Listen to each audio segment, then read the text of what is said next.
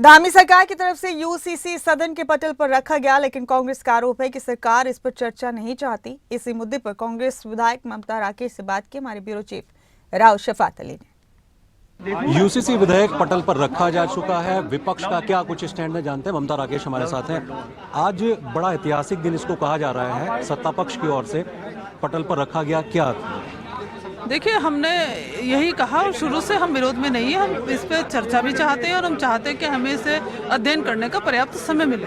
समय मिलने के बाद यदि इसमें कोई कमी होगी तो उस कमी को दूर किया जाएगा, उसके बाद ये पारित किया जाना चाहिए। लेकिन अध्ययन करने के लिए तो लंबा वक्त चाहिए। 400-500 पेज की एक पूरी की पूरी जो ड्राफ्टिंग है उसमें वक्त तो है नहीं अब, क्योंकि विधानसभा का सत्र तो 8 तक ही आउट है।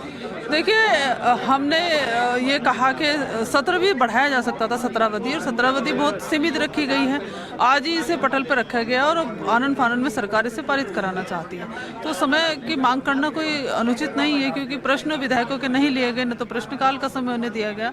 तो इस तरह से जल्दबाजी में पारित करना मुझे लगता है ठीक नहीं रहेगा। क्या पढ़ के कोई स्टैंड लेंगे? अभी हाल फिलहाल विपक्ष का क्या स्टैंड है? यूसीसी का विरोध है या फिर पक्ष में? देखिए, इसमें समाज के सभी वर्गों से सलाह नहीं ली गई है। सभी वर्गों की सलाह लेने के बाद उचित होता तो पहले केंद्र से पारित होना चाहिए था, उसके बाद राज्यों से पारित इसे कराया जाना चाहिए। एक सत्ता पक्ष कह रहा है कि हम तो समय दे रहे हैं चर्चा के लिए, समय तो कोई मना नहीं कर रहा है। अब 2 बजे के बाद तो आप चर्चा कर सकते हैं। आप देखिए, 2 बजे तक सत्र स्थगित है, 2 बजे के बाद चर्चा का समय है। 70 विधायक हैं, 70 में कहाँ समय किसके पास है बोलने का? बताइए, समय सभी लोग बोल ही नहीं पाए, चर्चा में भाग ले ही नहीं पाएंगे सब लोग। तो सरकार तो चाहती है कि बहुमत के आधार पर आनन फानन में से पारित करा दिया जाए। शुक्रिया बात करने के लिए। तो ममता राकेश ये कह रहे हैं कि वो चर्चा चाहते हैं, विपक्ष चर्चा चाहती है, लेकिन राज्य सरकार इस यूसीसी ड्राफ्ट पर कोई चर्चा नहीं करना चाहती और इसको पास करना चाहती। कैमरा सहयोगी मोनू राजपूत के साथ मैं राव शफात अली, खबरें अभी तक दे रहा।